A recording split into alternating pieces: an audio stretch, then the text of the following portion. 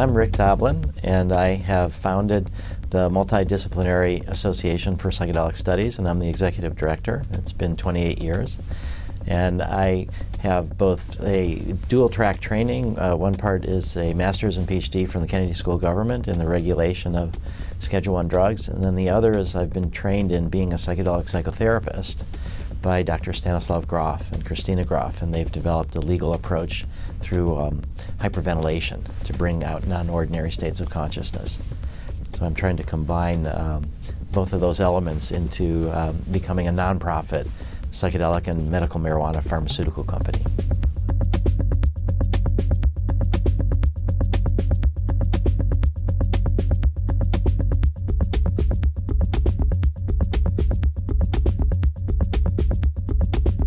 My name is Lisa Jerome.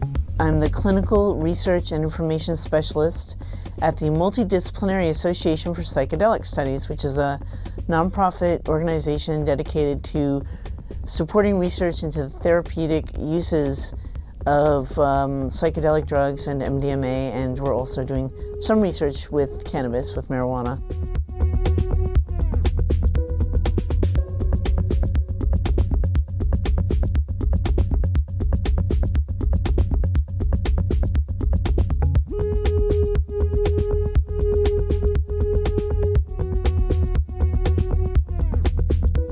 My name is Michael Mithoefer.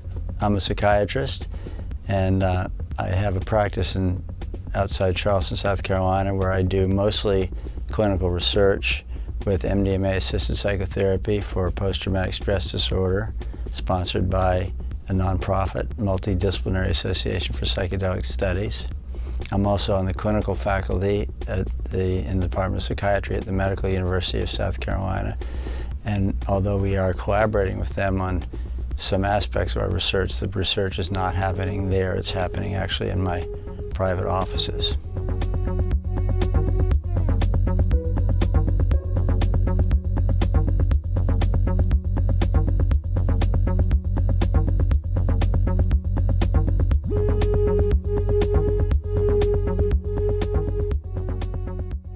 I thought for a long time throughout the 70s that I was the only one still working on, psychedelics, and that everybody had abandoned it in the non-drug alternatives. And then in '82, when I discovered this incredible existence of the underground psychedelic therapy movement, I realized that it had survived and that there was a much bigger quest than just myself. I originally practiced emergency medicine for 10 years, and then in 1991 I went back and did psychiatry training and became interested in this kind of approach of using a drug not just to target symptoms but to catalyze an experience that ends up being therapeutic. So I went into psychiatry training really from the beginning interested in these kind of more experiential methods, and then I also became very interested in treating trauma. When I was a resident, I focused on that, treating PTSD. Before MDMA became ecstasy, so to speak, there were already a number of psychotherapists using it in their practice. It wasn't promoted as a prescription drug, but it was not scheduled at all. And so therapists worked with it and they found it useful. So we had a basis for thinking there could be a benefit because people were using it in therapy research. But the controlled, placebo-controlled randomized studies had not been done yet, and that's what MAPS set out to do. It was in 2000 that I saw Rick Doblin at a meeting, introduced myself, and we started talking about how we could, whether or not this research could be done in the United States. And Rick said, "You can do it here and we'll help you." So that's how we started working on the first study of MDMA-assisted psychotherapy for PTSD, and I've been doing that ever since. MDMA is an ideal drug for working with post-traumatic stress disorder. MDMA reduces the activity in the amygdala, which is our fear processing centers, and it enhances activity in the frontal cortex where we put things in context. So people who are stuck with a trauma and constantly re-experiencing it under the influence of MDMA, in a relatively short time, they're able to reprocess the memories. And when they reconsolidate the memories, they do it without sort of the fear tags. And they're able sometimes in a single session to be cured of PTSD. The one thing that we definitely know is that it releases serotonin. And it definitely keeps it from being reabsorbed, because our brain recycles a lot of stuff. So it's both what's called an uptake inhibitor and a releaser. It also releases two other neurotransmitters, norepinephrine and dopamine. But its most prominent effects come from serotonin release. Even if you look back at the Iliad, people have been describing PTSD symptoms for a really long time.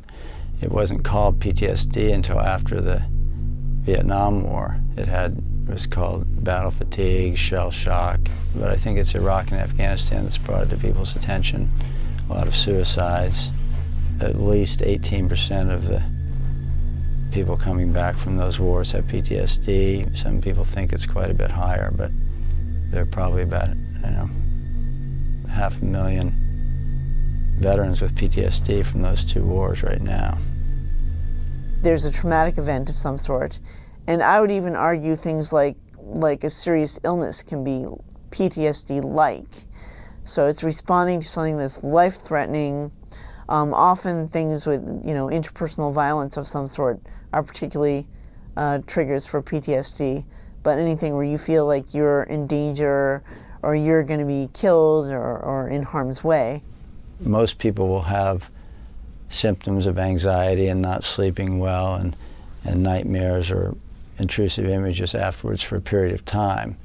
But if that goes on more than a month, then they've got PTSD. If it goes on more than 6 months, they've got chronic PTSD, or the kind of arbitrary cutoffs. So what happens is people have had the trauma and they keep re-experiencing symptoms like nightmares, intrusive images, or flashbacks, hyperarousal symptoms like panic attacks, anxiety, startle response, not sleeping, and then avoidant symptoms. They avoid people or places that remind them of the trauma or that trigger a physiologic response. Some people have flashbacks that have no images or thoughts with them. They just start having the autonomic hyperarousal as a result of the trigger. Sometimes they don't even realize what it's coming from at first. And then the other kind of set that is another kind of avoidance is internal avoidance, emotional numbing. So that people just, in order to kind of protect themselves from the pain, unconsciously they shut down their emotions. So it's a constellation of some of each of those kinds of symptoms. And it can be very debilitating and even life-threatening, because the suicide rate is considerable. It just seemed like, an opportunity to look at a tough-to-treat population that definitely is underserved, and to see, could the MDMA-assisted psychotherapy do something for them? Virtually all the treatments that have a big impact involve psychotherapy and revisiting the trauma. If you have a drug that can help people have a period of time when they're neither overwhelmed by emotion nor cut off from emotion, that could be a window in which therapeutic change could happen.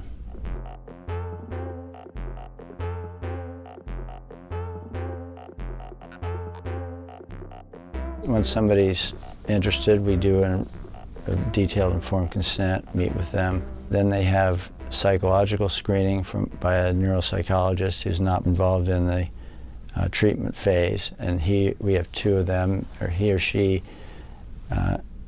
does the initial screening and then also the follow-up symptom measures as we go along, and that's all separate from the treatment part. So we do that, then we have a medical exam, EKG, lab work. So we screen people carefully to rule out some underlying medical problem that might make MDMA more dangerous, particularly cardiovascular disease, since it raises blood pressure and pulse. And then if they have no contraindications and they have a high enough score their PTSD symptoms, which is, we use the kind of the gold standard for PTSD research, the clinician-administered PTSD scale.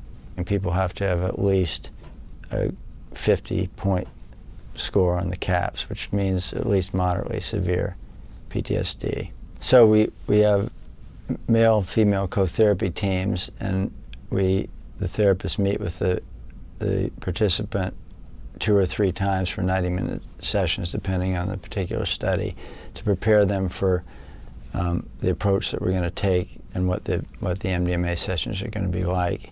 Often people are pretty anxious about, are they going to lose control and what's it going to be like? So we prepare them carefully, and part of that is encouraging them to let them know we're not going to be directive about what the session is like, and encourage them to kind of let it unfold in whatever way it spontaneously unfolds for them. Then once we've prepared people, then people have, again in general, because the protocols differ, but basically they have 3 active dose sessions. The first study was inactive placebo compared to active dose in a double-blind fashion. Now at the moment we're looking at low, medium, or full dose. But in any case, we do the sessions in the same way, whatever the dose. But people come in on the day of the session. They come to the office at 9:30. We talk to them for a little while, do a pregnancy test and a urine drug screen, and then give them the MDMA around 10 o'clock. And then we just encourage them to relax and as much as they can and see what comes up. So we kind of reassure people in that early period. But then later on, if difficult emotions coming up, we encourage them not to try to relax, but rather to breathe into the feelings, to try to experience them and express them in any way that they can, to stay with it. Sort of the idea that in this model, moving through the feelings instead of away from them is what helps. But we don't try to push people past their defenses either. If people are feeling blocked, that something difficult's starting to come up and they don't want it to, or they're finding themselves numbing, we don't say, stop numbing yourself. We actually encourage them to, okay, what's coming up now is this experience of feeling numb and struggling with whether it's okay to feel something. So rather than try to get beyond that seeming obstacle, we encourage them to fully experience that.